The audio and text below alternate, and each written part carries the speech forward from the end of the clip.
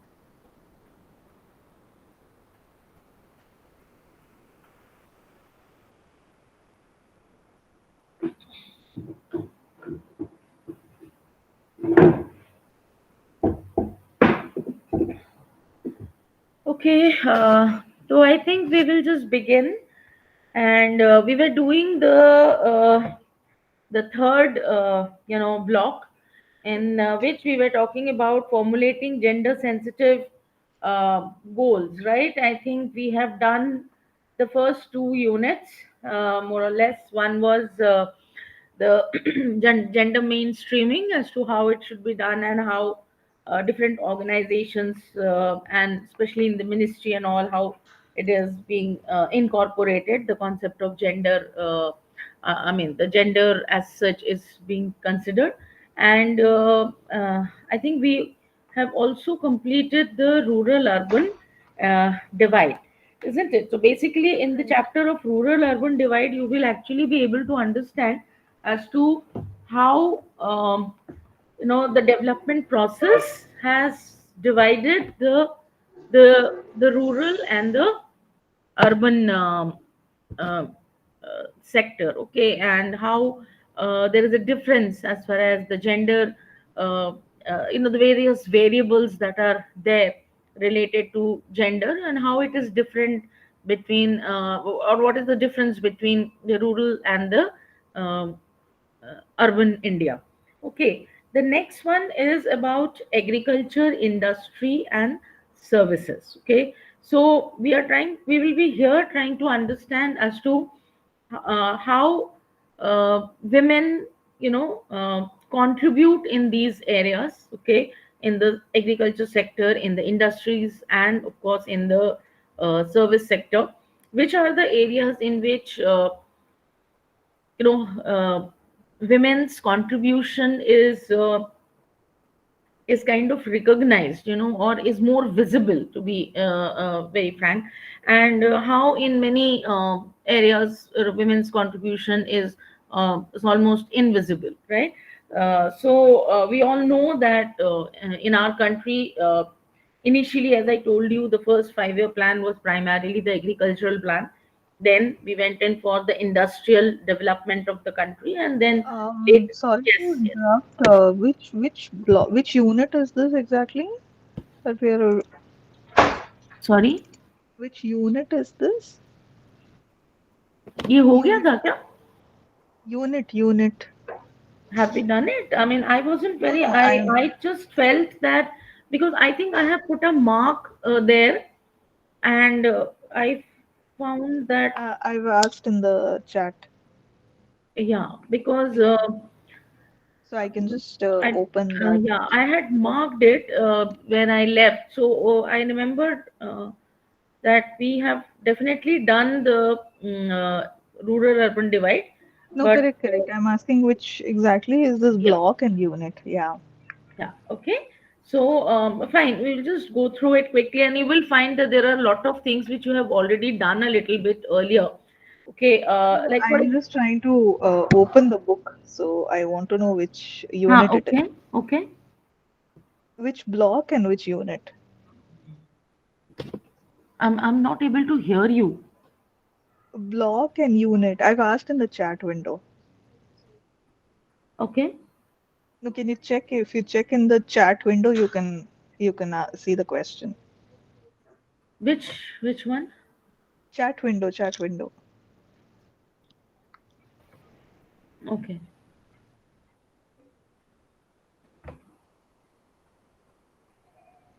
Okay, so this is okay, I got it. It is the Yeah. third block. Yeah, it is the Okay. third block in MGSE 002. Yeah, Okay, that I got. yeah, Yeah. and we are Hmm. into unit 13. 13. Yeah, Okay. the Got it. Got agriculture industry and services. it. Okay, Got it. Got it. right? Yeah. Yeah. Thanks. So it's basically about, as I told you, as to the contribution of yeah, women in these sectors. Okay, so women in agriculture, I am sure all of us have already discussed a little bit about this, and we know that the participation of women in agriculture is has been there for the time immemorial. Initially, women were contributing. Sometimes they were actually the cultivators when we were in ancient times. They, because the men used to go out, and they would be hunting, and they used to, like, out of home for a very long time. It is the women who started small cultivation. I mean, they of course collected a lot of fruits and everything, but they started cultivating also, a little bit later on. When uh, farming started, and when civilization started settling down, then because of the patriarchy system that we follow, the land usually belongs to the man of the house, right? It is not the women who own the land. And that is the reason why somewhere or the other women started doing the labor work, and men became the cultivators. Okay, so they started cultivation. They were using at that time, we in India have plow cultivation. So it is like that, how a women will be able to handle a bull or a ox. We will not be they will not be able to handle it.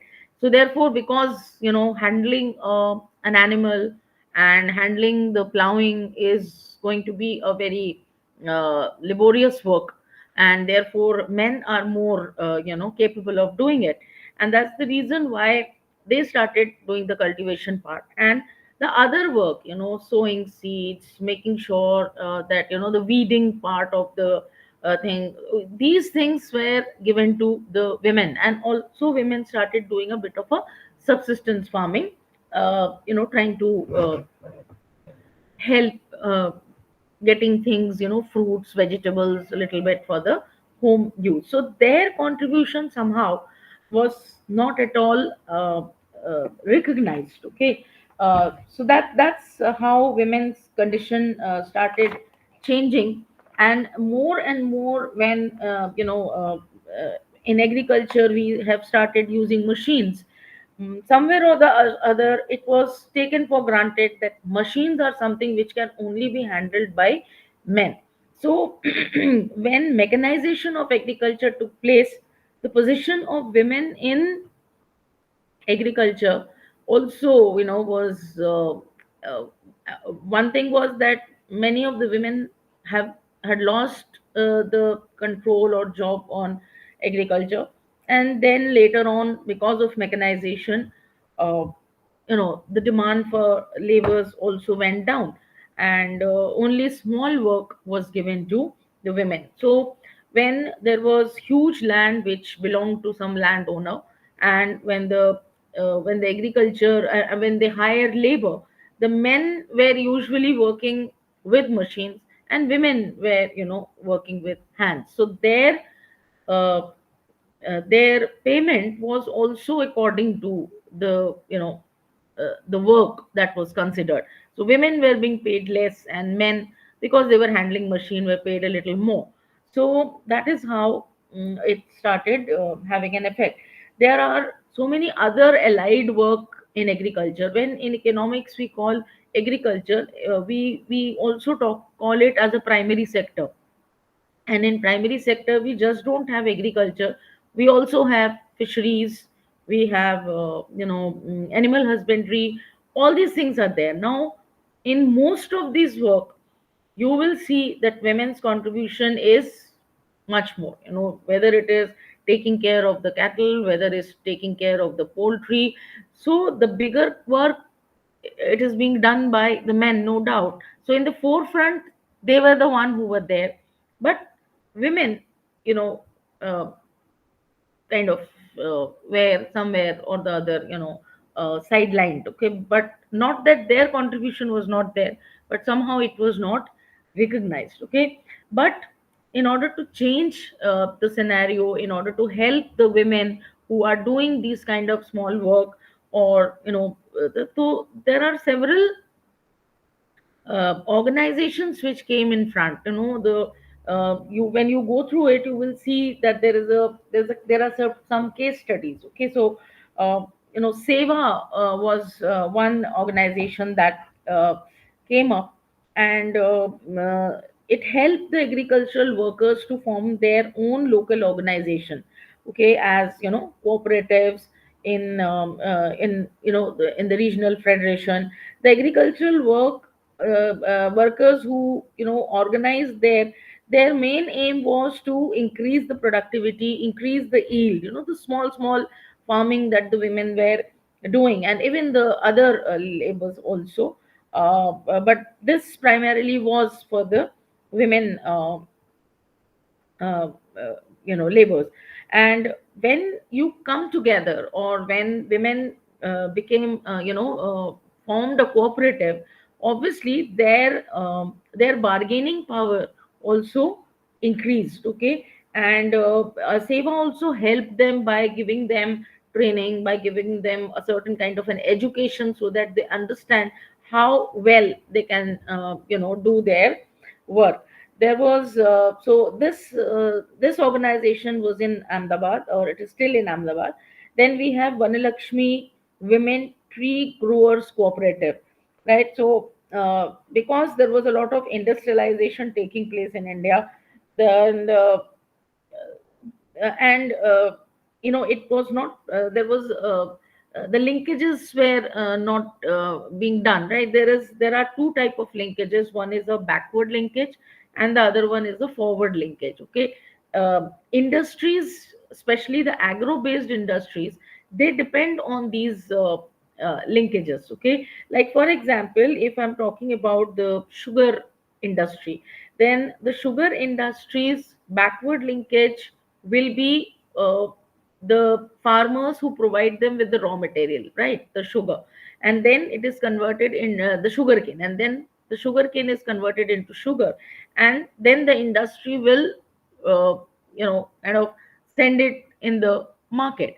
So not every now sugar cane is basically uh, a cash crop, right? And therefore the big producers, they will of sugar cane will be able to get connected to the sugar industries. Okay, but when it comes to a small farmer having maybe a little bit of a land where they are growing sugar cane, they will not be able to get in touch with them, because they don't have that contact. Right now, if a cooperative is formed, and small 10 farmers or 20 farmers come together, and they are all growing sugarcane, but they are growing it in small quantity. But if they pool their resources together, then they become a bigger cooperative, and together they can use the backward and forward linkages with the industries. Okay, so this cooperative also came, and seva also helped them, to organize, right, to organize and try and get a better deal for their work.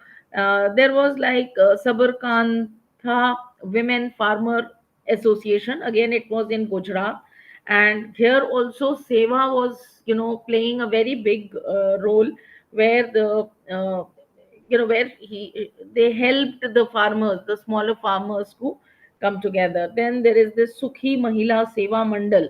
Again, seva was the Sukhi, is it was a dam. Okay, and the dam had submerged a lot of land and villages, because when it was being made. So we all know that when these kind of big projects of dam or highways they come up, uh, then a lot of people lose their land and their even their homes. It is true that they are, with the government's help, they are settled somewhere, but the problem is that when they go and settle somewhere else, they have to start everything from the scratch, right? So seva was the one who actually helped them to form this mandal, and the women came together and they started uh, acquiring the land that was there. See, sometimes it happens that when they are asked to resettle somewhere, that particular land, it is obviously not going to be ready to uh, grow food grain, isn't it? The villages which are already settled, they have already created a land, an area for themselves. But when they are settling down, or when they are asked to settle, or move to a different place, then the land is immediately not ready, to be cultivated. It is possible that it's a rough land, it has to be made, uh, uh, you know maybe it has to be leveled.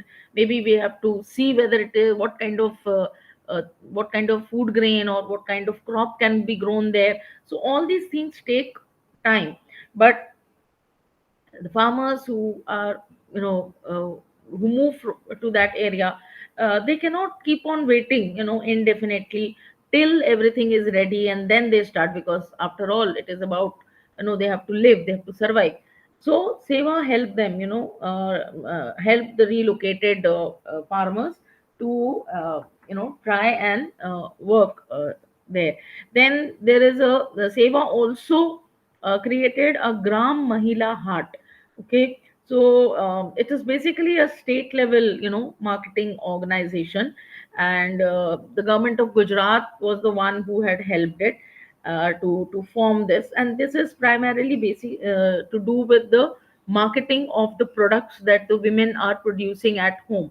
So instead of just selling it within the village, they can actually go into this market and sell, and then get better money. So these are the ways through which empowerment and helping the women producers in agriculture especially was done.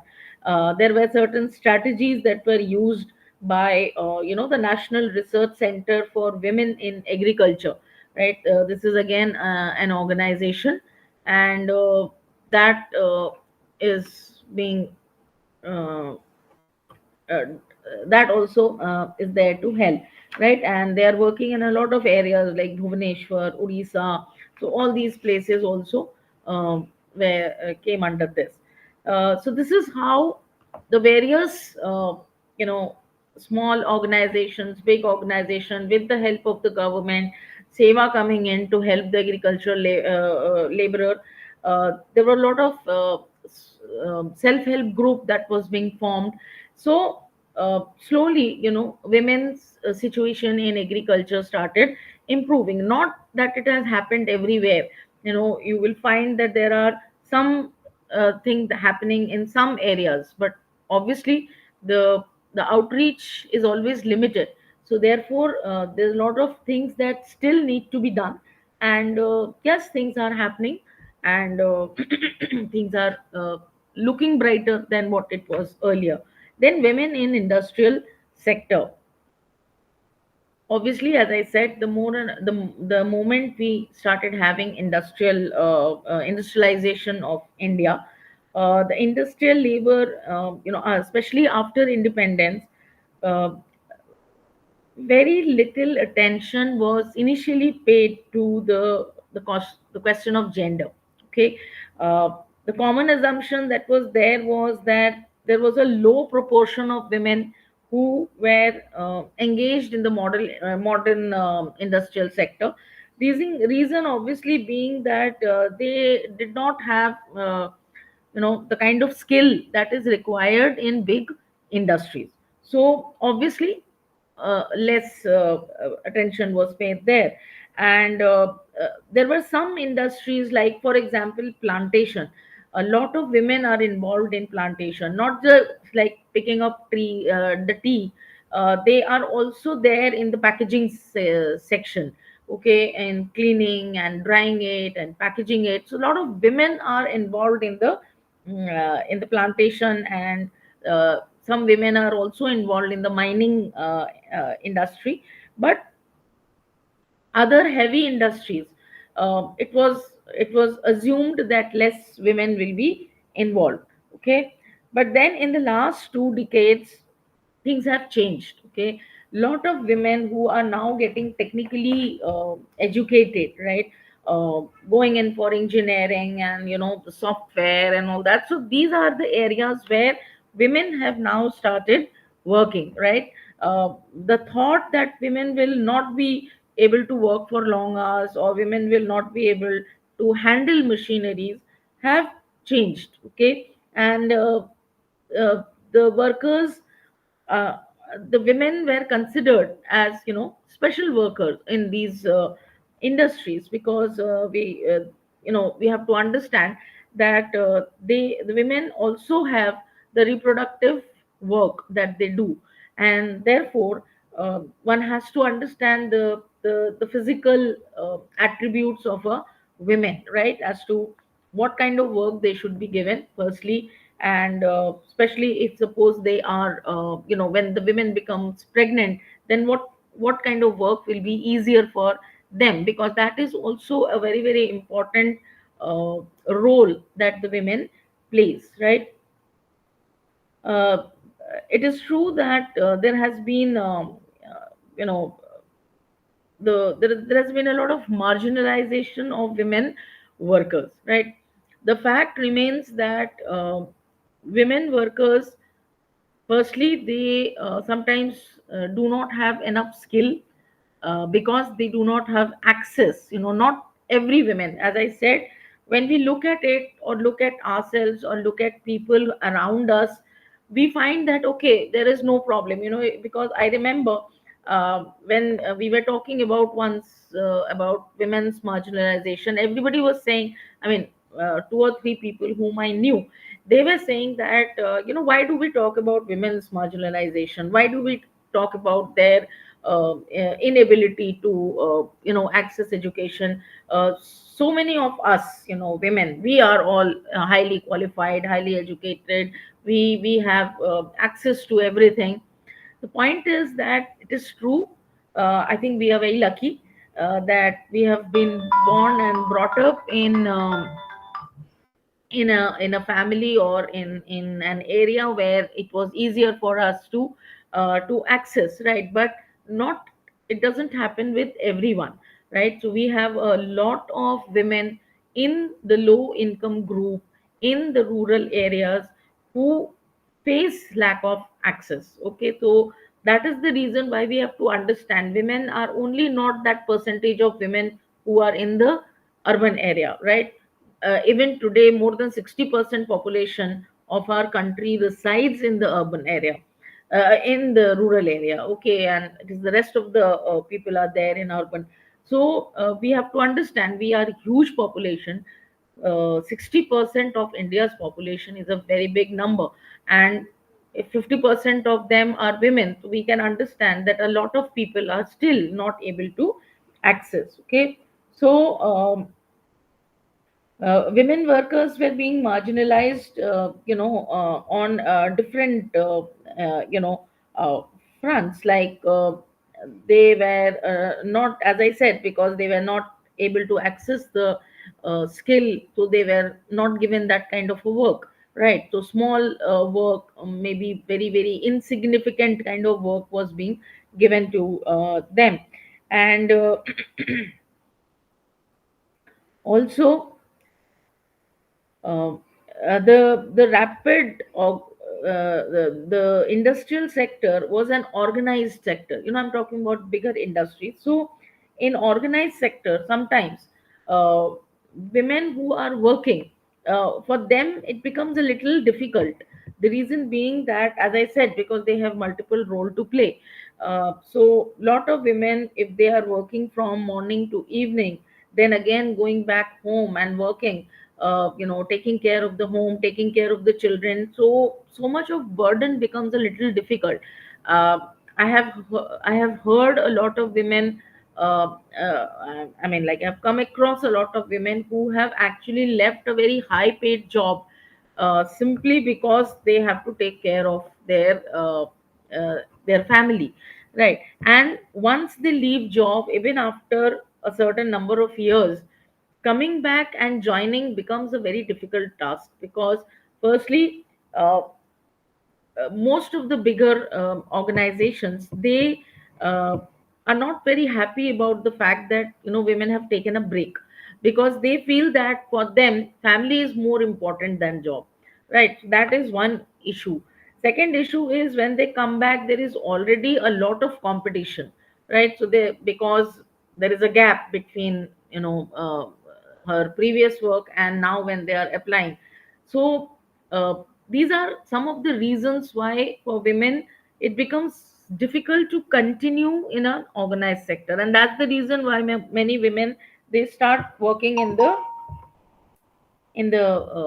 unorganized sector, where they not only are paid very low salary, but they are also paid, they do not get any kind of uh, social security, right? So these problems are there.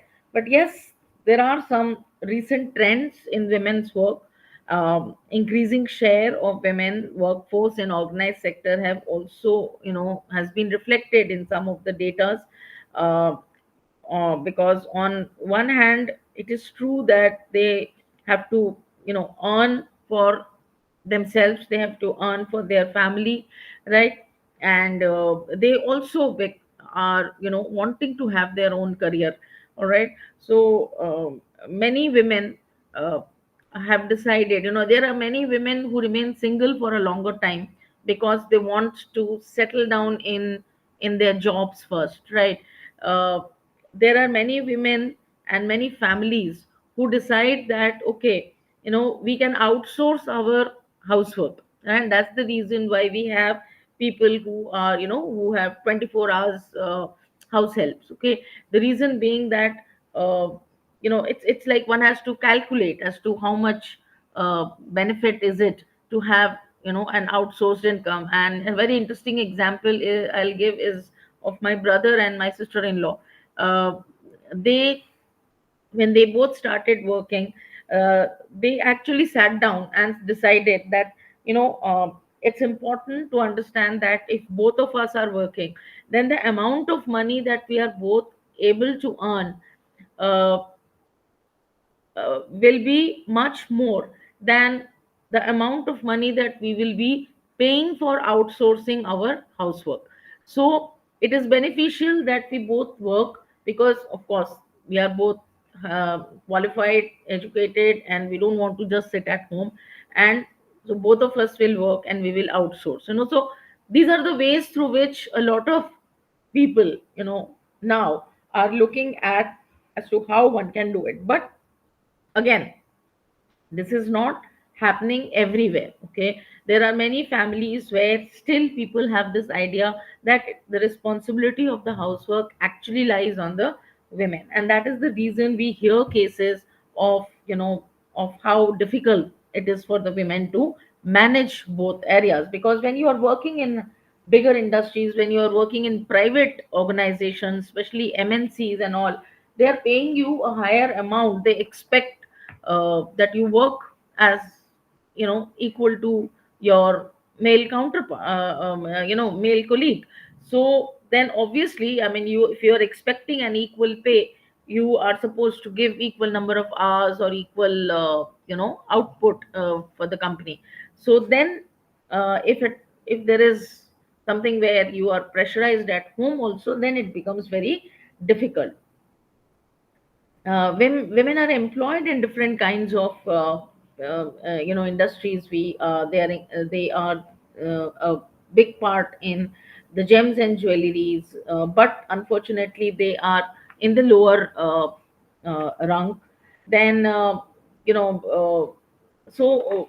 when you look at it, it is true that women are uh, you know going in for different kind of industries. Few women are in the mm, you know are at the higher position. Most of the women are working in industries at a lower level. Okay, so that is a major difference that was found. Now when it comes to the service sector, again, it's a huge sector that we all know what is the service sector. So when we compare access of high skilled and high paid job, it is clear that the women are at disadvantages. This disadvantage, however, it depends on the skill involved, right?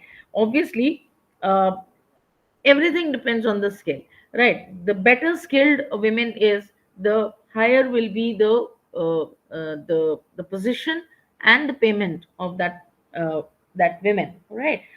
It is important therefore to make sure that the women are trained, they have an access to training, they have access to education. And uh, it is it's like they will obviously be able to work better. But sometimes the on job training, giving promotion, even the employer sometimes are very biased. Okay, so if there is an online if there is an training where a person has to go to any other city and take the training, uh, and if and women both are working in a company, the head of the company might actually decide that the training should be given to the man, okay, and not to the women. All right, so if that is the kind of attitude an employer has, then obviously the women becomes or rather is sidelined and is not able to uh,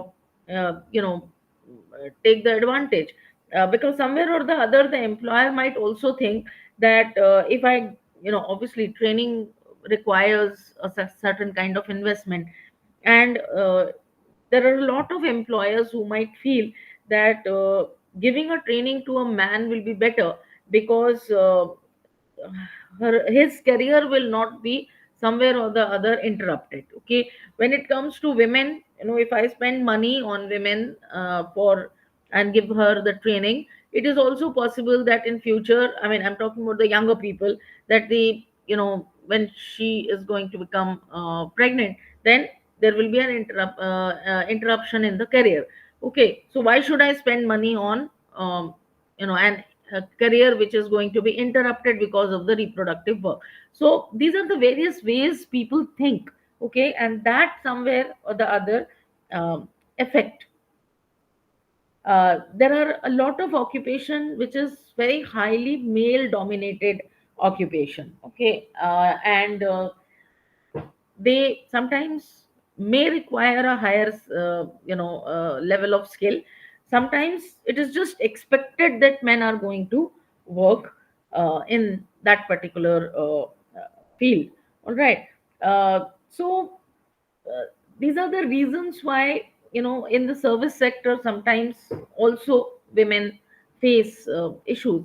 But information technology is an area where women have really worked and showed very good result, right? So it obviously provides and a very promising career opportunity for everyone.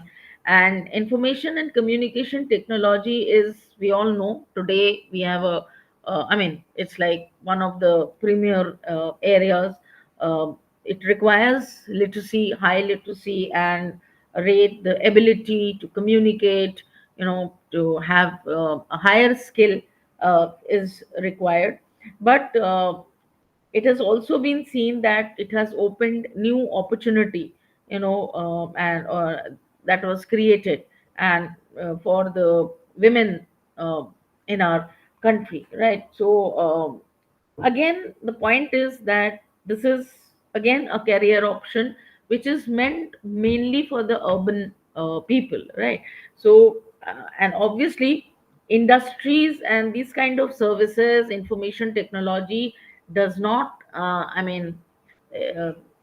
does not function in the rural areas anyway. So we don't hear that in rural area we have a hub of uh, information technology, and therefore a lot of women are or people are able to get job. So that becomes something. But then it is true that information technology has really opened a lot of options for women.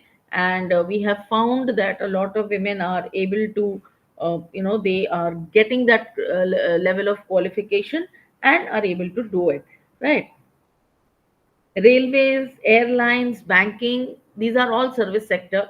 And here also we find a lot of women who are working. Okay, technology has helped ease down certain work. Okay, for example, airline booking, or railway booking. These having the computers there have eased the work, right? Have made the work simpler, right? And a lot of women are able to learn that skill and are able to do it.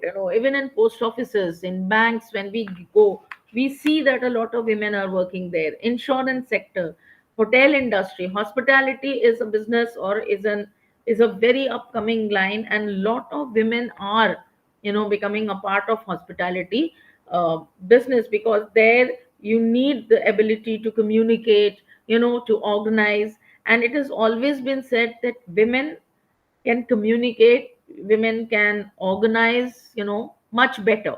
Okay, so women are anyway considered as multitaskers, and therefore their ability to handle the situations are uh, uh, much better as compared to men. So in many of the areas you will see that education is also a place where a lot of women are getting involved. The only thing is that it has I mean, we still sometimes see that the women, or most of the women in the education sector, are actually in the lower for the lower classes. Okay, in the higher education, we find a lot of men there. But at the same time, uh, as I said, the situation is changing, no doubt about it. And we do find, again, we have started finding a lot of women also entering in the education sector. Call centers, telecommunication, medical transcription, right? So then, of course, the healthcare center, travel, tourism, entertainment, is another, where like media and ad agencies and theme park, of course movies are there. But again, when you look at it, you will see that even in films, the main character is always mostly the male character. Okay, the main person, the hero, right? The role of heroine is very limited, right? And that is the in most of the movies, I'm talking about the popular movies. And therefore somewhere or the other, the payment also differs. Even when we talk about big names, you will see that there is a difference between the hero, or the payment that is made to the hero, and the payment that is made to the heroine. Okay, so these are, these differences are definitely there. But yes, as I said, things have changed, and information technology has helped a lot in this section, right? Then we come to the 14th unit, which is infrastructural development in India with private investment. Now, infrastructure, it is actually the backbone of an economy. Okay, uh, agriculture, industries, yes, they are important part of the economy, but always I say, when it comes to development, if the country does not have a strong infrastructure, it becomes very difficult even for the agriculture and the industrial sector to grow, right? So that is the reason why a lot of investment, if you look at it, is being made now, in the past, a decade, or more than a decade, almost in the last 2 3 decades, it was realized even in our Indian planning that India must have a very strong infrastructure, right? And that is how so much of discussion, so much of investment is being done, right? The access to education, access to health services, water, sanitation, every citizen of a country must have access to the basic amenities of life, and these basic amenities are a part of infrastructure only, right? It has become important. I mean, like, uh,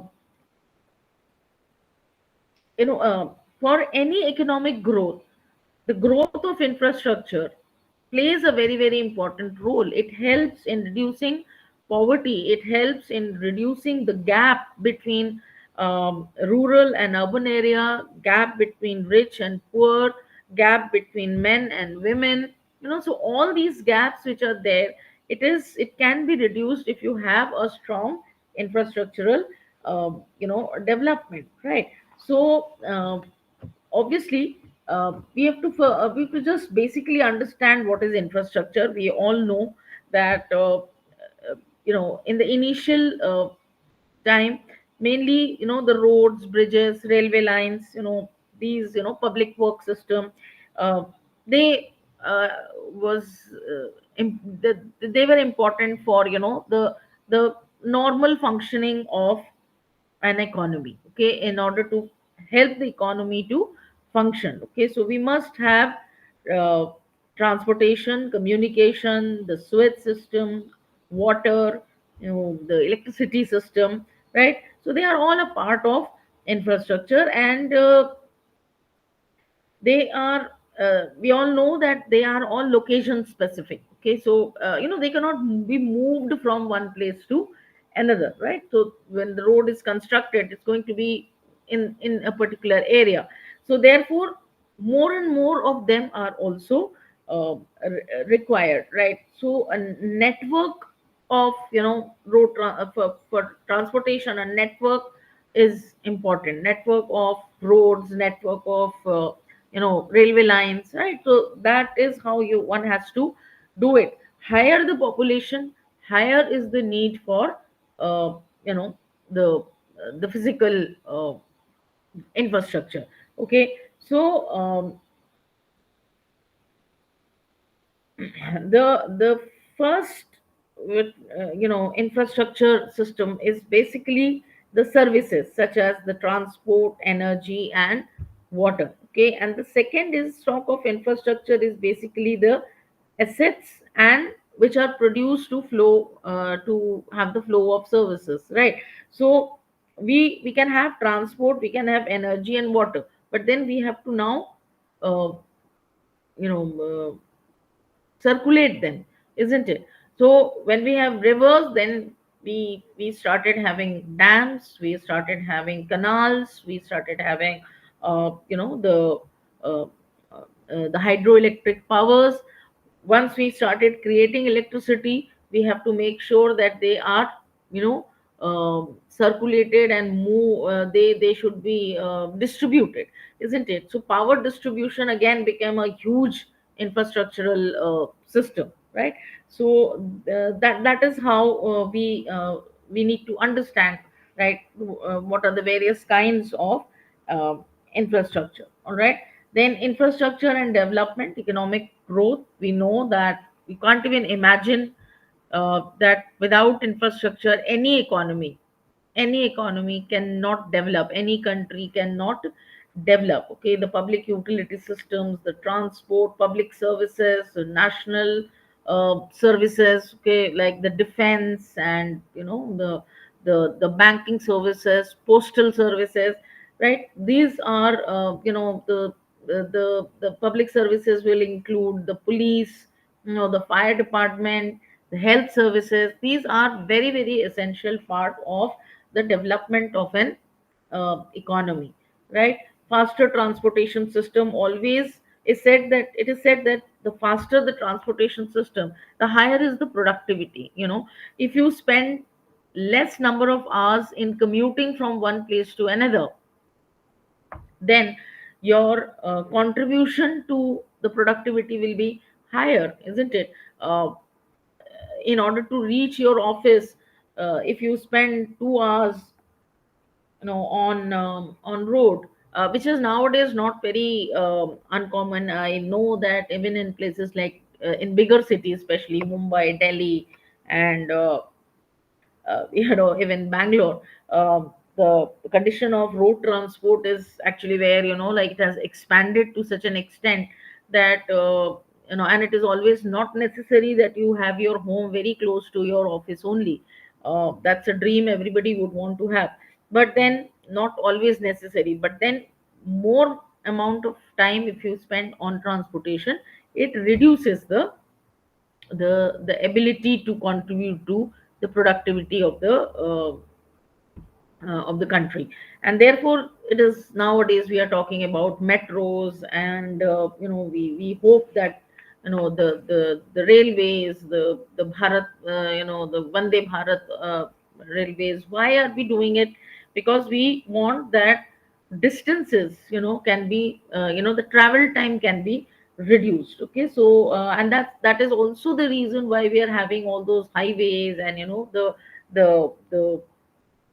expressways. Okay, so that basically helps in commuting faster. Okay, and when we have a faster transportation system, it also helps in marketing our product, right?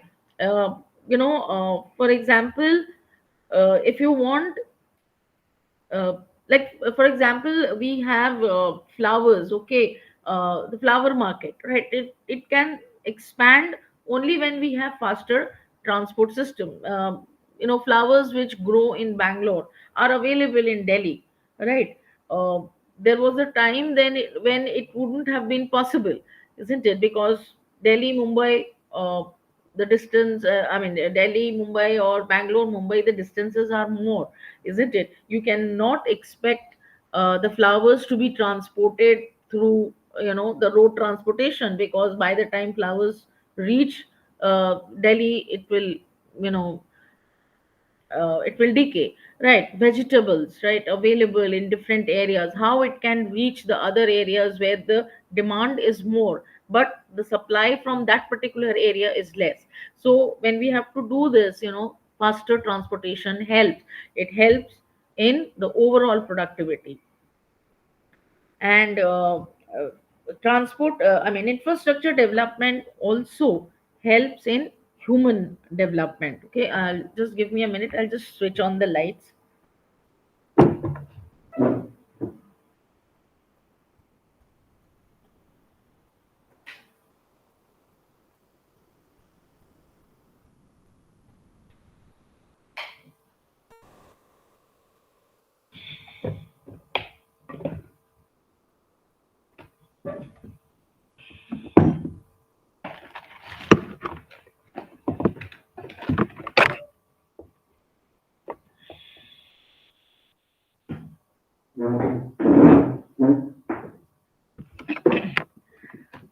Yeah,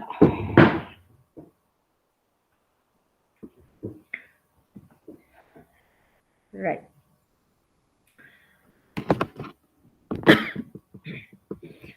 So as you know that the transport, communication, infrastructure, they are also helpful in accessing the basic health services.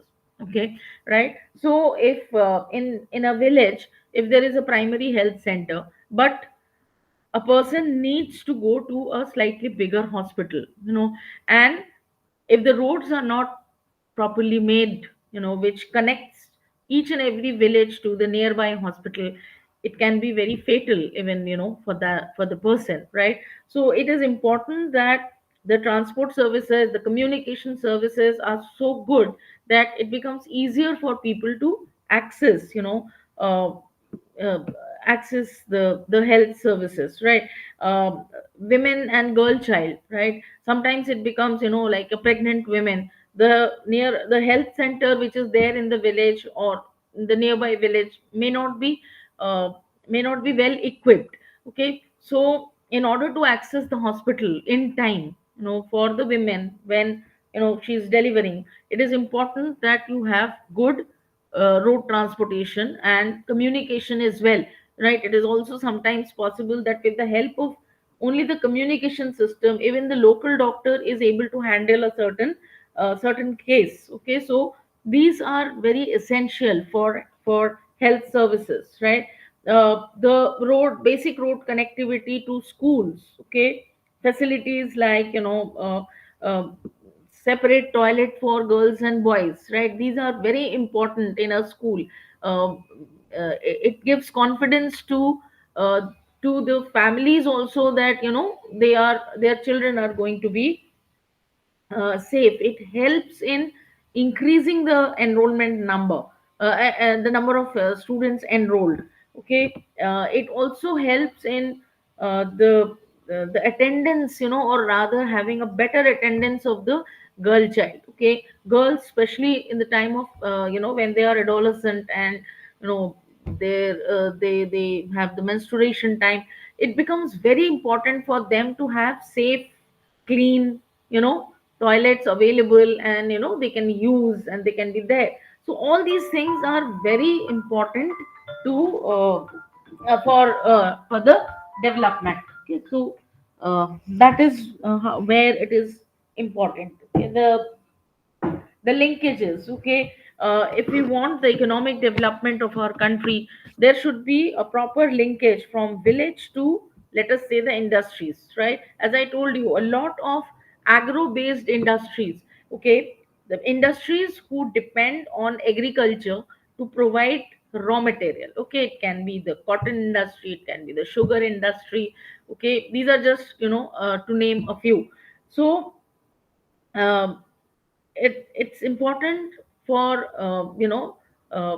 for the cotton producer to be able to access, the maybe the cloth industry. Okay, if they are well connected with, road transport and all, the raw material will be easily transported uh, to the industry, and the industry will also benefit, and the farmers will also benefit. Okay, so these are the things that are the linkages, can become better. Okay, for any inclusive growth, for the development, for the human development, it is important to have a very strong infrastructure. Okay, and so that is what is there.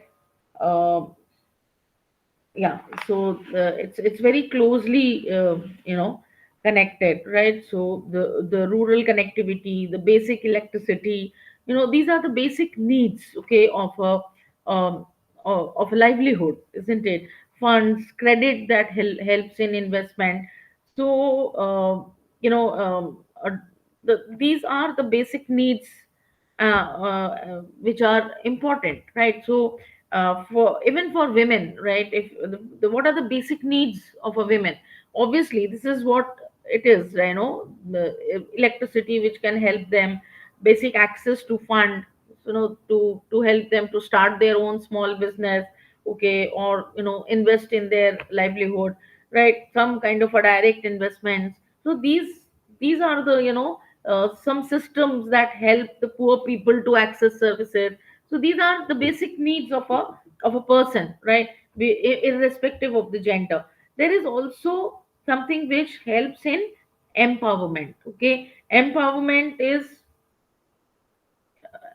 can be done with the help of bigger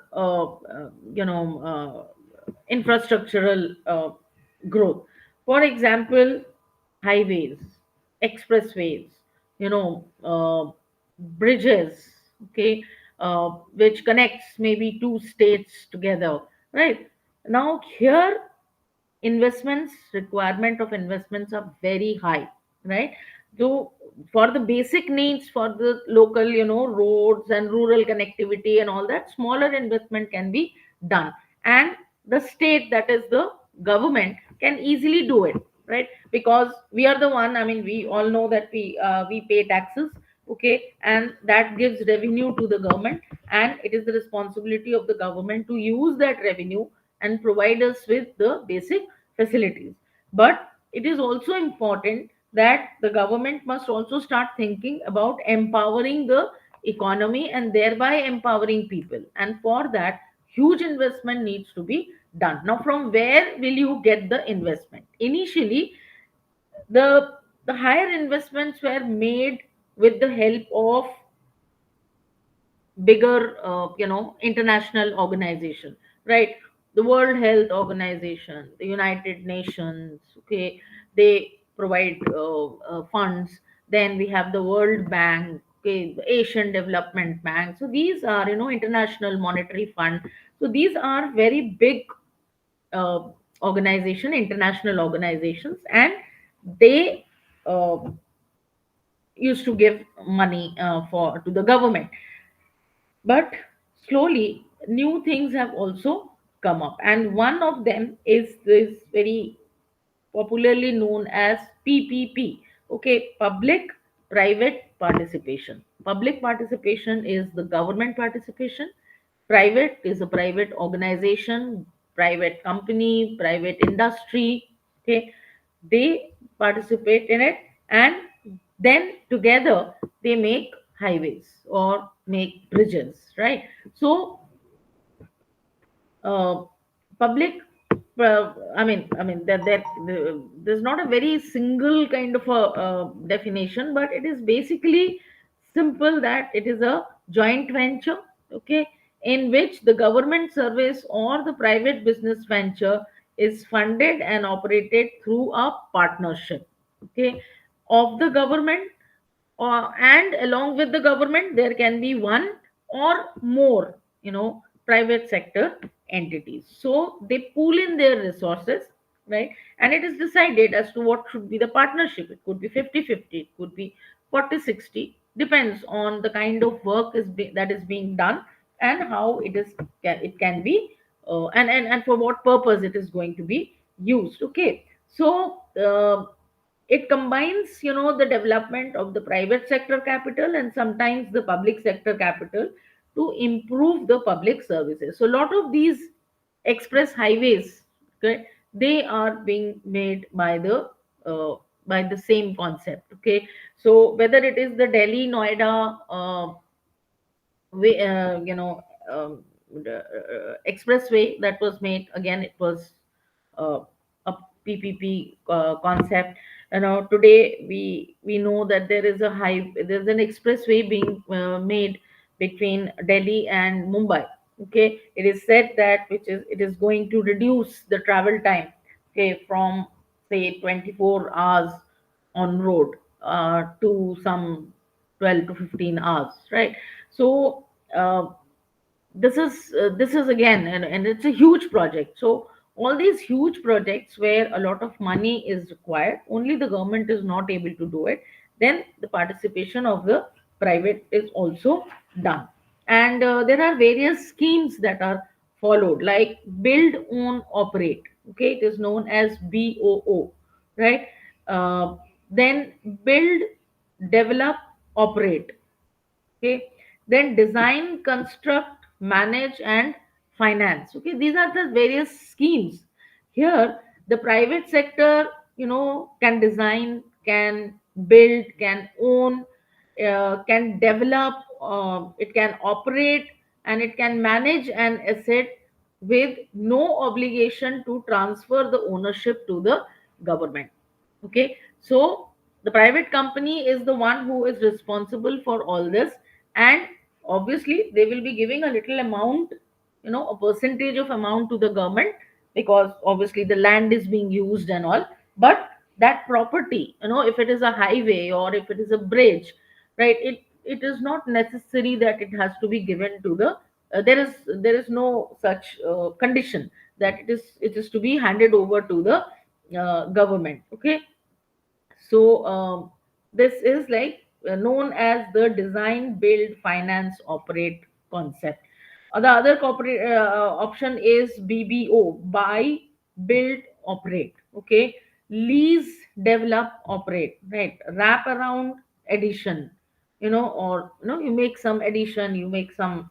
So there, the private sector can buy or can lease an existing asset from the government, and it can be they can renovate it, they can modernize it. Suppose there is a bridge which is an old bridge, now that bridge was at that time made by the government.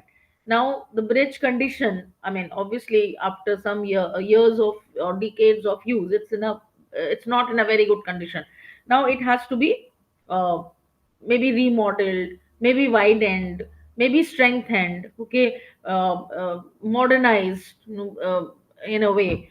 So instead of the government doing it, the government can ask some private company to either buy it or lease it. Okay, and then the private company is going to uh, you know renovate and modernize it, and then operate the asset. Okay, again, with no obligation to transfer the ownership back to the government. So it doesn't have to do that because it has already been taken, either bought or leased, right? Then there is also build, operate, transfer system. Build, own, operate, and then transfer. Then build, rent, own, then transfer. So here the transfer will have to be done after a certain period of time.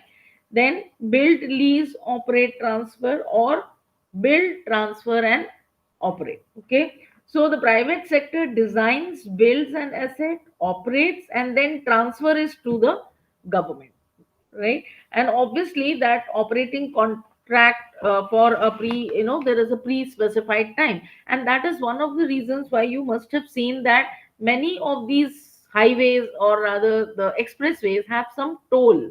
Okay, so that toll is obviously taken because the private sector, when it is investing, it also has to get back the money, isn't it, that it has put in that particular uh, uh, in on that road or the bridge. So obviously they, like the the sea link in Mumbai, and I'm sure in Bangalore also there are several such expressways.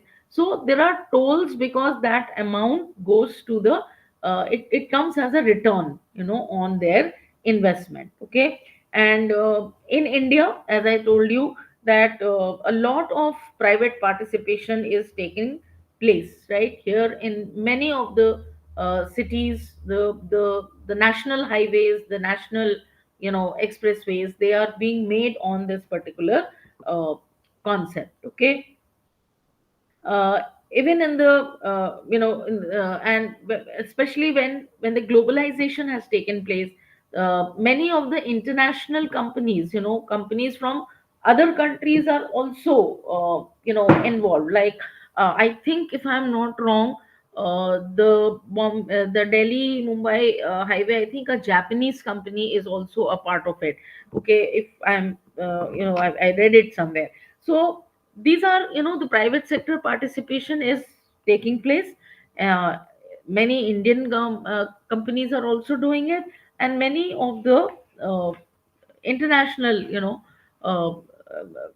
organizations or multinational organizations are also becoming a part of it. Okay. Yes, it is important that one needs to analyze as to what kind of participation is there, because this is going to help the gap in the infrastructure. All right. uh, so that is how it is being done. Okay. Then we come to the next unit, that is the 15th unit, which is the social infrastructure. Bridges and the the industries, the dams, okay, the roads, they are all physical infrastructure, okay. uh, there are something which is also known as the social infrastructure. Now, social infrastructure comprises of health, education, the medical care, nutrition, housing, water supply. No, so these are, a dam is a physical infrastructure, but the water that is being supplied is a social infrastructure. And we all know that these kind of infrastructure actually helps in improving the human resource. Okay, it is important that the human development index, can be improved. Okay, like for example, Amrit Sen have always said that there are, say, various kinds, of infrastructure, various kinds of gender disparity.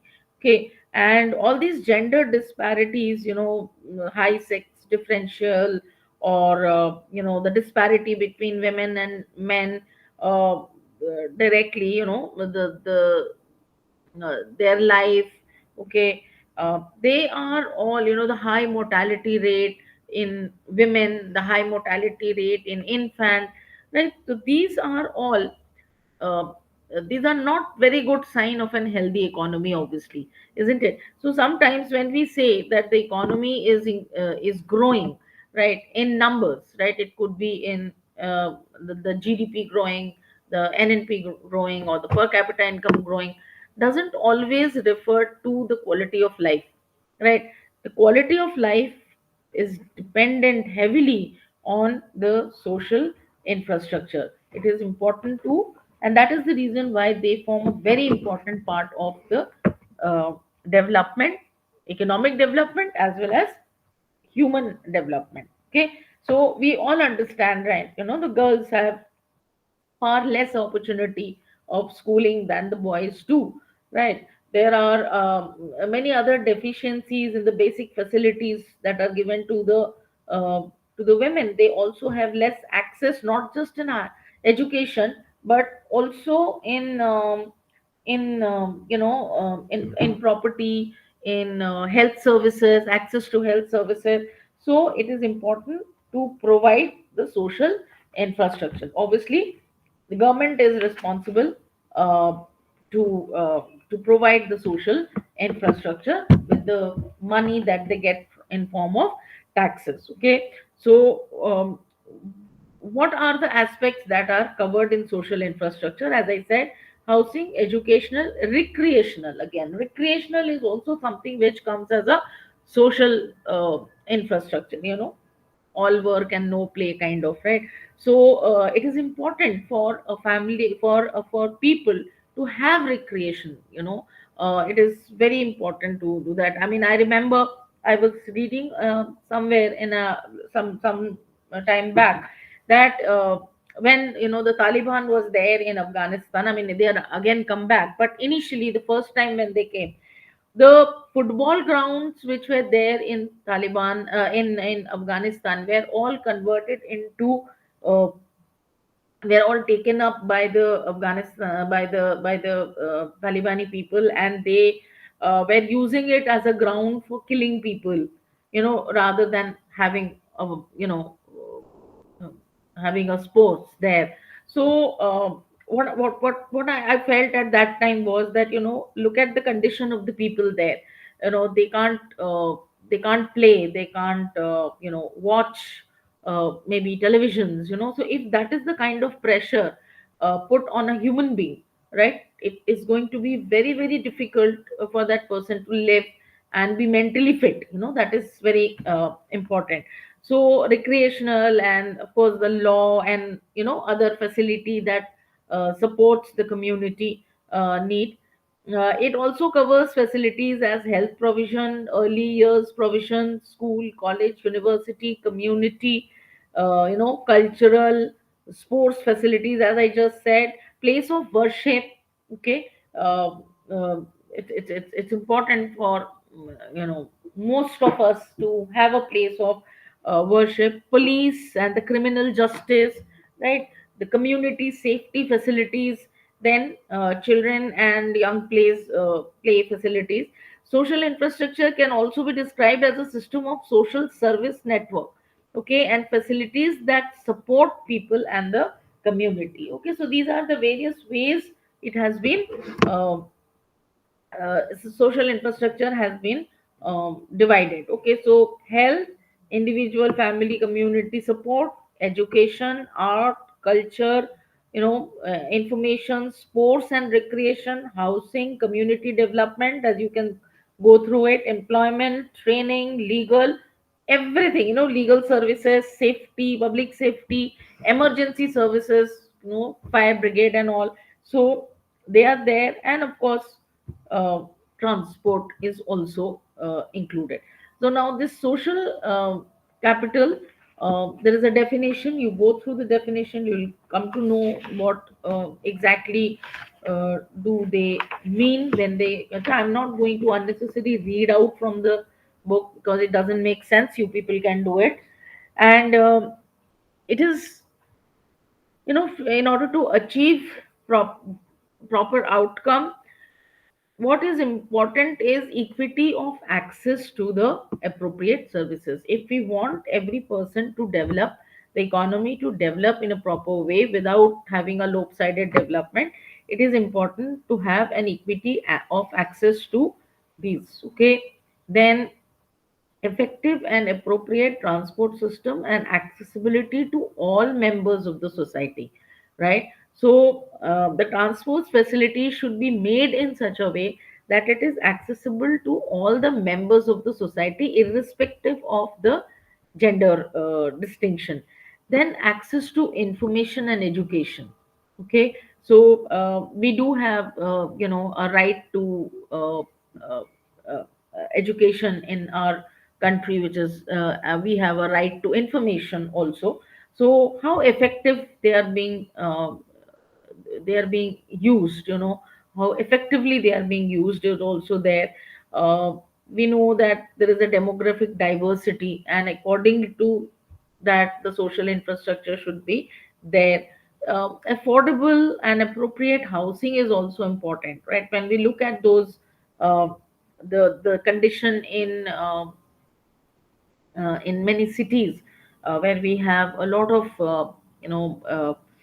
slum areas, right? The condition in which they are living, right, is really very poor. Sometimes we also see homeless people, in a country like India. There are areas, I sometimes have seen in Delhi, the temperature drops down drastically in the winters, and we see homeless people living on footpath. They are spending the night uh, in a footpath, just having a small, cover put up on them. And it is not just people, there are old people, there are, children, newborn children, who are living in that condition, and it's really very difficult, a very difficult life. So that kind of thing should be, affordable houses are very important. uh, Houses and these things also give you a sense of place, a sense of belongingness to that particular area, or the community. And personal safety is also very, very important. The quality of environment, right? We always talk about the environmental degradation in a, the air quality is going down, and it's crossing the 100 mark and going into 400 and all. Delhi may, that is what is happening. So how, because it affects the quality of life. Then of course the kind of towns and the neighborhood, okay, that also has a very positive impact on uh, people. What kind of, the shops that you have, how they are maintained, the parks that are there around your house, how well they are maintained. So they also help in the quality of life. So all these things need to be taken into account. Okay, so there are like, um, So these are the infrastructure, some physical infrastructure, some uh, tangible and non-tangible infrastructure are there. Then there is another thing that is also very important, and that is known as social protection, right? Social protection program in our country. And what are the gender issues in the social protection, right? So the social protection, and it encompasses both, the protective component and the promotional component. Okay. Obviously, the self employment program, like the wage, food nutrition program, these are the programs where, the housing programs, in Indra Awas Yojana was there. Nowadays we have the Pradhan Mantri Awas Yojana, right? The old age pension schemes that are there, the widow and disabled pension. Okay. Then rural education scholarship, free textbooks, giving for the free hostels for the, especially for the girl child also was there. You giving free uniforms. These are, the programs which are specifically for, meant for the urban poor. The social protection for unorganized and informal sectors. These are all a part of the social protection schemes. Okay. And it is important that and the government is doing it, and government is trying to help a lot of such things. It gives protection. It also help in promoting the human life, making people more capable also. So it has got both the protection power also and the promotional aspect also. Okay. uh, a lot of things are there, like Aam Aadmi Bima Yojana and Rashtriya Swasthya Bima Yojana. Nowadays, as something is very very popular, where Ayushman Bharat scheme, okay, for the poor people. So these are the ways through which we provide social security. Okay. It is important to understand the gendered role in these, okay, contexts, because a large majority of women are dependent on agriculture, and the where the household access to water and fuel, they are heavily dependent on the common property. Okay. The common property is, like, for example, the community, forest that is nearby. Okay. So there is a forest which is very close to a village. That is a common property, isn't it? So and most of the women, when they want to collect firewood, they go to that forest and take, collect the firewood. Now, similarly, in order to get water, many of the places are there in India where water doesn't come out from a tap. Like, you don't have, water lines there. So obviously you have to go either to the, if there is a well, you have to go there, or you have to travel a little distance where there is a, probably a kind of a reservoir, or it could be a natural pond, or a man-made pond. Now, in order to do that, the women has to go from one place to another. The amount of time that she spends on these, that affects her productivity as well.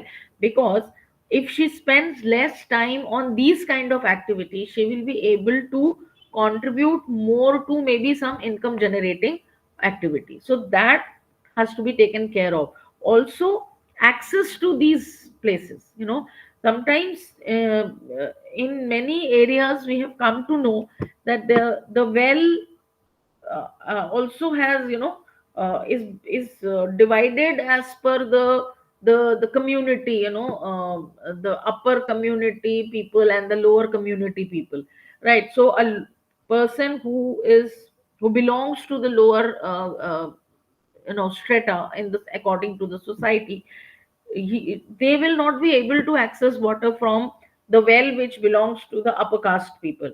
Now, because of all these variations, it becomes very important to understand as to what is available, how well it is available. Okay.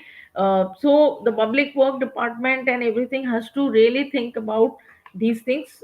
We are in that kind of a of a country, right? So of course all these things should change, but it will take some time to change. Until then, we need to take care of it. Then reducing the, as I said, the reducing the distance between work site and home, it helps the women workers uh, to go and join the uh, income generation activity. Okay, suppose there is a road being made, near the village. If and the villagers are getting a chance to work there. Okay, it's a public work being done. uh, Public works are usually done not only to create infrastructure but also to provide employment. Now, in this situation, how will it affect the women to join the workforce? If the road is too far away from the village, then obviously it will take time for the women to for any labor to go from village to the work site. Now, who are able to do it conveniently? The men, because they do not have work, the domestic work, can easily travel that much and spend that time and commute to that place. What about the women? They have to come back and do the housework. They have to go to the work. Before that also they have to do the housework. So what kind of facility, are there any facilities provided to the women workers? Maybe some kind of a uh, anything. It can be a tractor or something which can transport the women there and save the timing of walking. Otherwise the women will not be able to take the advantage of this public work where they can even earn some money, right? So these are just small examples, just to make certain things clear. Okay, one needs to go through this. Then national rural employment guarantee scheme was started, especially for the women. It was started long time back. And equal wages for men and women, participation in management monitoring, so gender factor was taken into it, participation in social audit. Okay, providing support for child care. If the woman is working in under this scheme and has a small baby, so it was important to support the child care, and convenience of the household, that has to be taken care of. Ensuring that single women are also eligible. Okay, there are many cases in which we know that women are living, they are single, and they need to take care of their own expenses and their future, so they should be given uh, additional chances, okay, to work, right? So gender mainstreaming of the social protection, how gender has been included in it. Okay,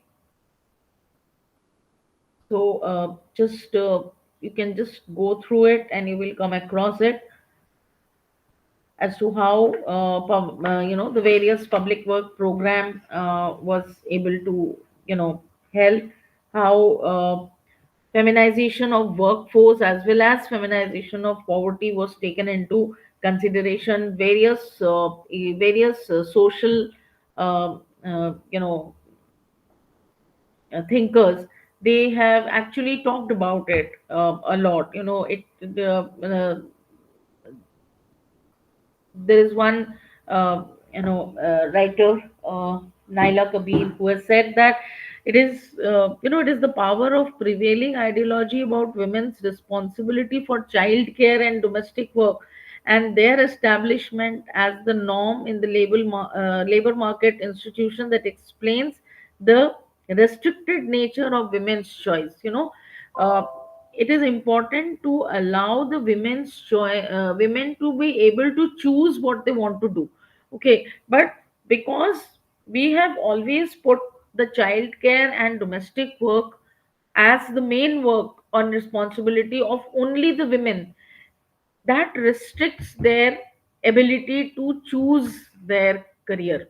Okay, it restricts their ability uh, to move from one place to another also, so the mobility, the choice, everything gets restricted because we there is a pre-notion, of the society, that it is the responsibility only of the women, child care, domestic responsibility, taking care of the older people at home. So that is the way, the thinking goes. And sometimes, the poor women's survival struggle is actually too much. They are struggling to survive, they are struggling to earn money, they are struggling to take care of the home, they are struggling to, satisfy everybody. And then finally there, and especially in the, Asian countries, this is something which is very common. So a proper attention should be made to this thing.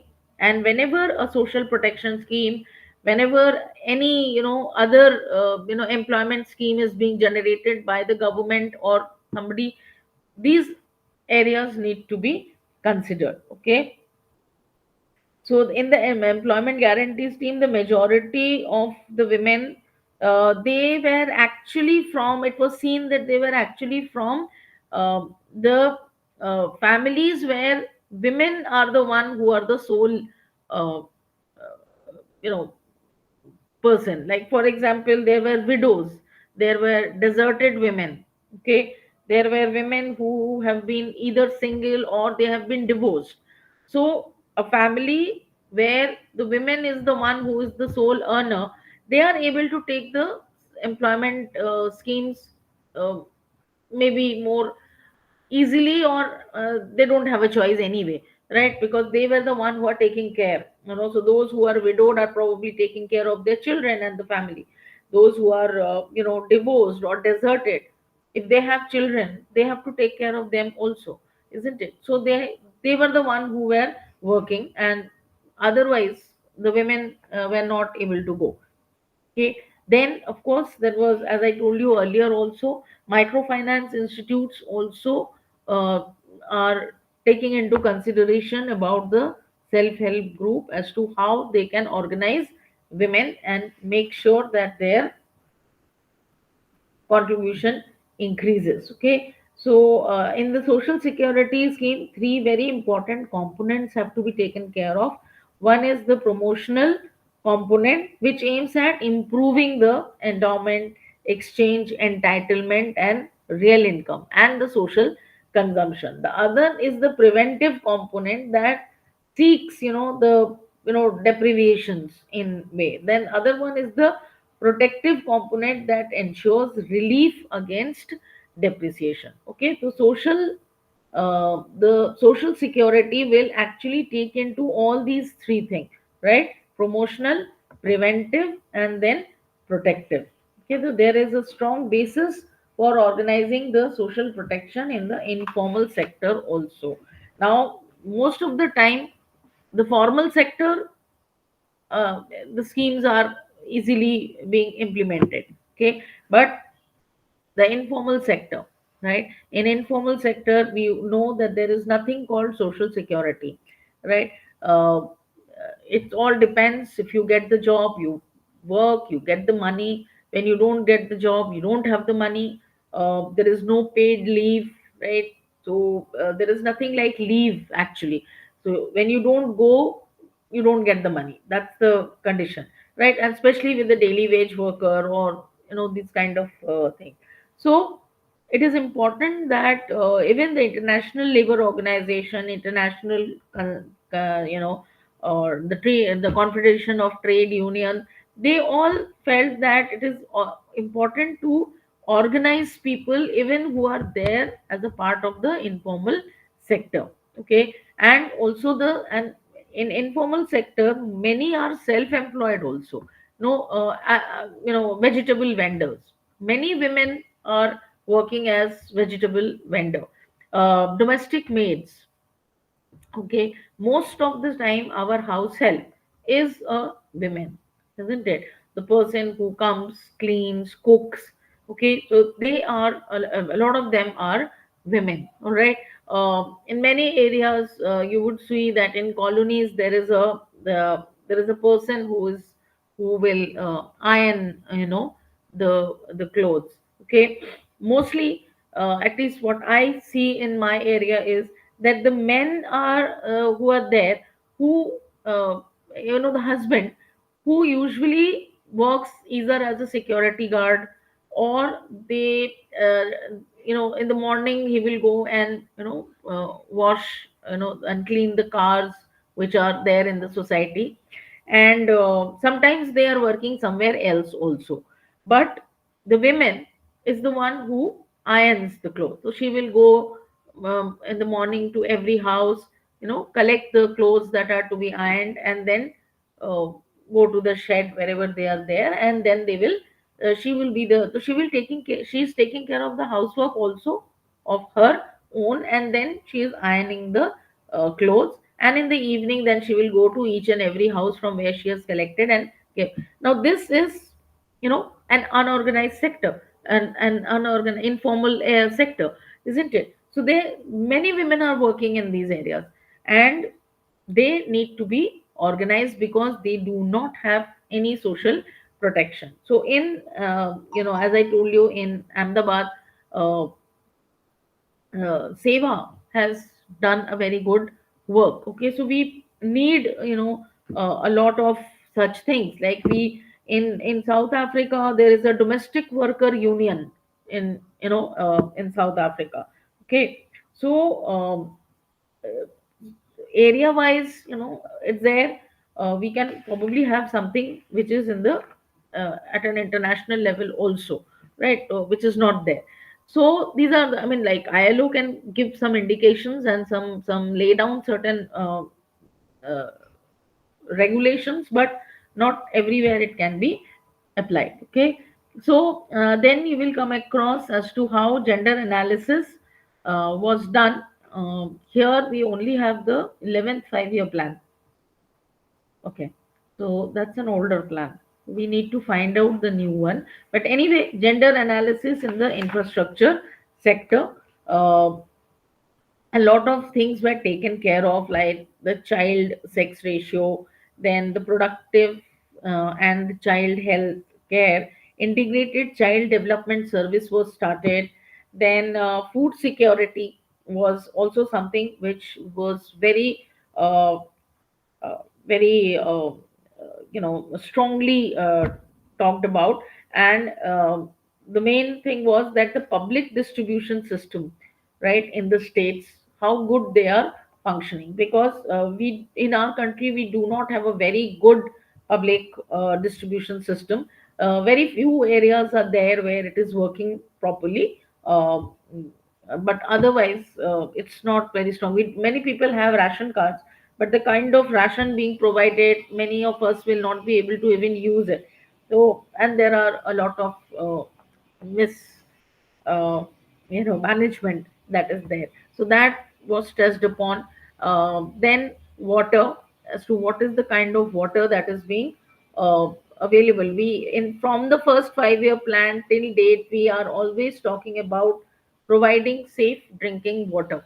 Okay, yet till date there are many villages where safe drinking water is yet not provided.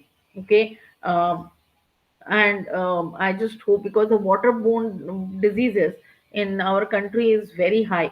Okay, so and everyone cannot afford uh, you know a, a personal filter, or ROs, and that's the reason why the problem is that those who are the middle income group, the higher middle income or the higher income group, for them it is easier to have these kind of facilities, but it is not always available to, obviously, the poor section. So and we must understand that water is a basic amenity of life. Okay, so that is somewhere where a lot of discussions were done.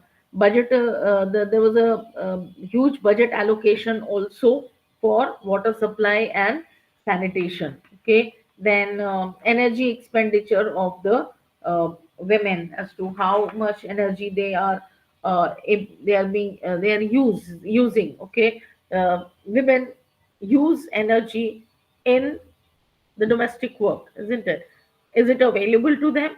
If not, what type of energy are they using, right? Is it you know the biogas that available to them? If not, then they are actually using the fuel, okay, which is like maybe the firewood. And we have to understand that the firewood or using this kind of you know fire is not always very good for the health. A lot of smoke gets into the lungs, right? Then of course social security in the for the informal sector women, elderly women also, right? What is the condition of the elderly women in our country, right? So that was also something that was very well, you know strongly taken up, like the elderly women homes, okay. It was provided in many district. Pension schemes were there for older people, disabled women, okay, special care and allocation for them.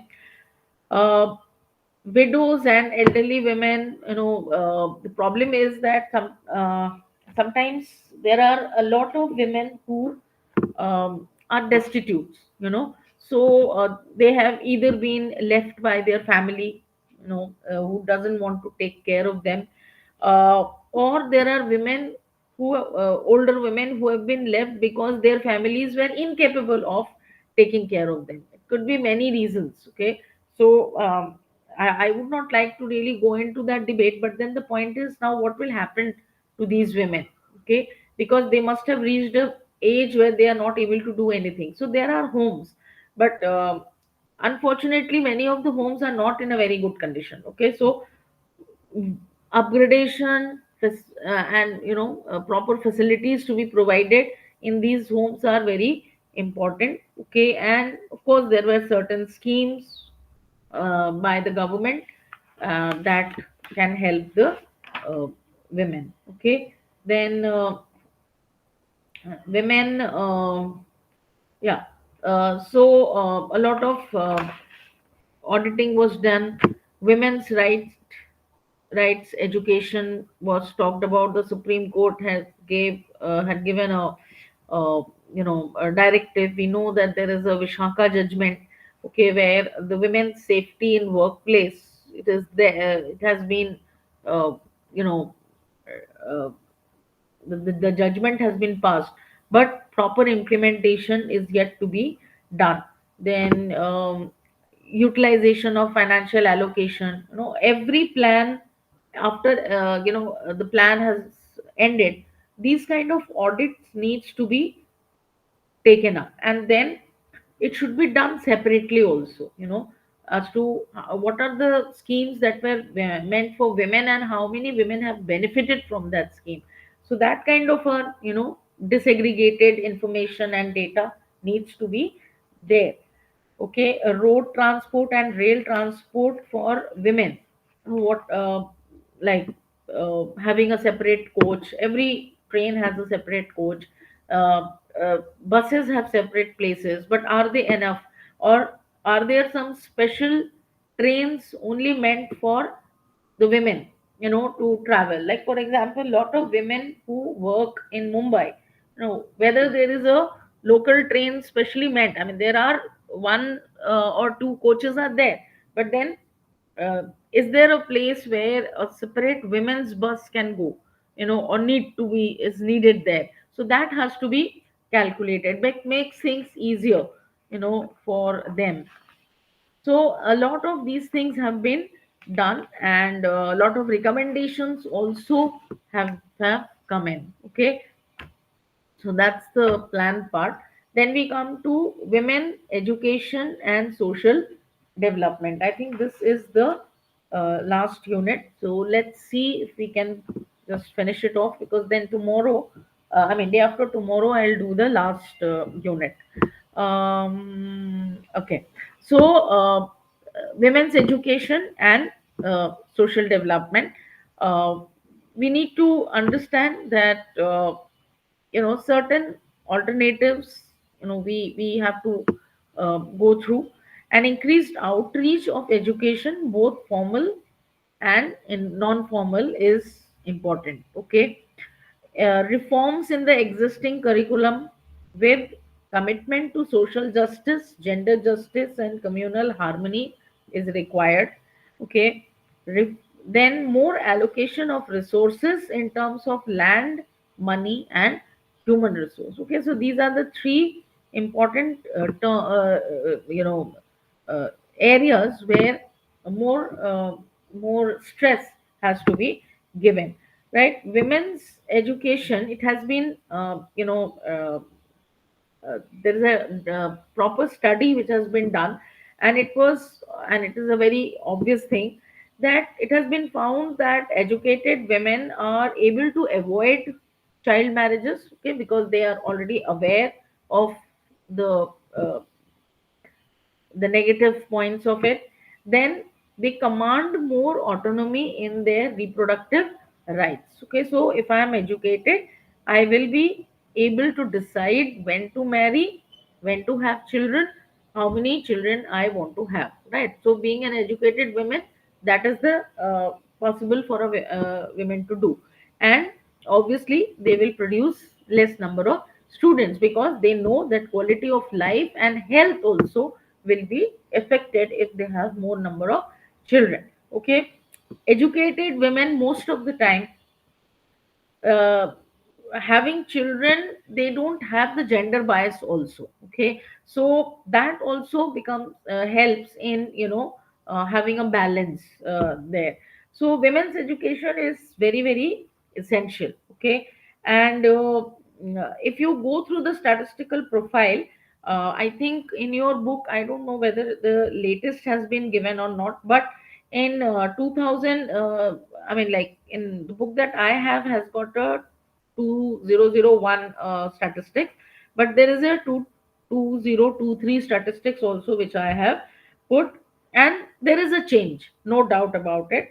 But in some of the areas, in some of the states of our country, it is seen that a lot needs to be done. Like in Andhra Pradesh, the total literacy rate is, it was in 2001, it was 61%, and today it is about 66%. Male, it was 71, and now it has become 73. Women have a very low literacy rate. It was 51% in 2001, and right now, I mean, like in 2023, the last figure I've got is 59%. Okay, so Andhra Pradesh is a state where the education or the literacy rate is low as compared to other states. Bihar is another such thing where the female literacy rate is 60, which has been very bad. In 2001 it was 34, right? And men have also shown an improvement from 60 to 79 here, right? The total literacy rate was only 48 in 2001. Today it has become 70. Another first place is Madhya Pradesh, where the total literacy rate was initially 64, now it is 73. Uh, the male literacy rate has gone up from 77 to 81, and the women female literacy rate has increased from 50 to 65. Okay, uh, Kerala have always shown a very high literacy rate. Okay, it is more than 90. For men it is 97, and for women it is 95 right now. Another problem state is Rajasthan, where the total literacy rate is 69%, a good improvement from 76 to 80 as far as men is concerned, and women not very good, from 44 to 57. So another area which uh, needs to be seen. And the other one is Uttar Pradesh, where the total one is 73, and men is from increased from 70 to 81. Women very bad, it was 43 in 2001, and it has now become 63. Yes, there is a change, no doubt about it, but that is a problem. As far as India is concerned, the total literacy rate right now is 77%. percent. It has increased from 65 in 2001. Okay, so this is the condition. Now, what are the reasons? Obviously, sex segregation is one. The um, uh, education for men is more important as compared to women, that kind of a mindset. Caste hostilities are also there, and unsafe transport have resulted in putting restriction on women's mobility, especially in Bihar, Madhya Pradesh, Rajasthan, and Uttar Pradesh. Okay, where almost 75% of female population, I mean, a lot of population has not been able to get enough, I mean, like they have been kept literate, right? Rural and tribal areas also, where a lot of violence, domestic and social violence both, you know these are another reason why, these are the areas where you can see that a lot of restriction comes, right, because of the fear. Okay, so it is important that we need to make some uh, changes, like especially in Bihar, MP, Rajasthan, and Uttar Pradesh. Okay, uh, they historically lag in economic and social uh, development. Okay, their indicators are always very low. Now, what are the reasons? Okay, the reasons are that there's a high population growth rate in these areas. Obviously, low literacy, as I said, and educated women will be able to take a decision about the number of children they would want to have and when they are going to get married and so on. When there is there's a huge illiteracy there, naturally, the population growth rate is also very high. Uh, because of, and there is also very high infant mortality rate, and as well as infant I mean as well as very high maternal mortality rate. uh, there's a low per capita of income, and high poverty level and inadequate infrastructure. Okay, yes, it is true that now things have changed a bit. Okay, why is that, has it changed? Because Bihar, MP, and UP, they have been now divided into two states, as you know. Okay, so now Bihar has Jharkhand has separated from Bihar. So when we compare Jharkhand and Bihar, Jharkhand still lagging behind when it come compared to Bihar. Same as with MP. MP has been divided into Chhattisgarh and Madhya Pradesh, right? There are two states. Now Chhattisgarh's condition is slightly uh, uh, is worse than MP, right? Because obviously, when a new state comes, new facilities or providing new facilities will also take time. Similarly, Uttarakhand also in from UP, it has separated. So the literacy rate and the mortality rate and all that in Uttarakhand is uh, less. I'm sure in Andhra Pradesh also things are going to be very similar, because that also has divided into two. Okay, so that is where it is important. So both men and women, actually, they are the carriers of uh, patriarchal hostility. Okay, against women education. There are a lot of men or lot of families who do not support women's education, right? And that is where, because of the patriarchy system, and uh, the kind of the caste background that they belong to. Okay, the kind of the community, especially, there are panchayats also who don't entertain women to get educated, right? There is a concept that educated women are going to, girls will become very hostile to manual work. They will not ready to work. They will become arrogant, they will become disrespectful, so that, if that is the kind of thinking, especially disrespectful towards elders, which is very important in community and in families. And they might also become uncontrollable, they will do whatever they want to, will not listen to us. Okay, They will be irresponsible towards domestic responsibility. Now we are educated, we don't want to work, and we don't want to take care. So the kind of thinking sometimes which is embedded in the patriarchal concept also restricts women to get educated. Factors. So how or in what way we can change it? Obviously, just getting number of people enrolled is not going to be enough, because even if you do that, we see that there is a lot of dropout rate. So if the child is unable to complete the education, then it becomes a problem, right? So that has to be tackled. So therefore, it is the way the thinking has to change. Okay, and the thinking can only change with the help of the men also getting together. Okay, educated men, qualified men who understand, like from a community, if there are few men who have become educated, and and they understand the system, right? If they are sensitized properly, then they can help bringing a change in the thinking of their own community.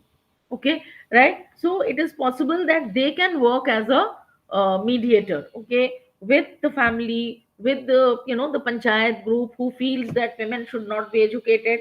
And when they can do that, and that helps the entire thinking to improve or to change. Okay, uh, then it is also possible that women who find it difficult to adjust to the classroom teaching, and if they are not able to learn from the teacher, right, either individually or in classes, they can be reached through some other source, right? For example, television, video films, radio, some kind of wallpaper. So which means that apart from the conventional or methods of teaching, some new unconventional methods can also be utilized. Okay, many a times we see that the women who is working in the kitchen is listening to the radio. Okay, so the radio can actually be used as you know an educational source. Okay, so some kind of education can be provided, awareness, education, and all that can be uh, provided. So the literacy mission and women's education and training, a lot of things have to be taken into consideration. uh, it is important to have safe public transport for both women teachers and girls and women. Okay, for the Muslim women's girls especially, because they have certain other systems also that they follow. So for them also it would be safer, right? uh, we need to understand, that many women or many girl, they are not able to complete their education or go forward with their education because of the society, the eve teasing that is taking place, the way some of the men or boys in the village or the community behaves, or rather misbehaves with them. So immediately क्या reaction होता है parents का कि जरूरत नहीं है, घर बैठो. Why, we, because everybody can't go and fight, right? So the point is that one needs to take care of these areas. It is the community which has to take care.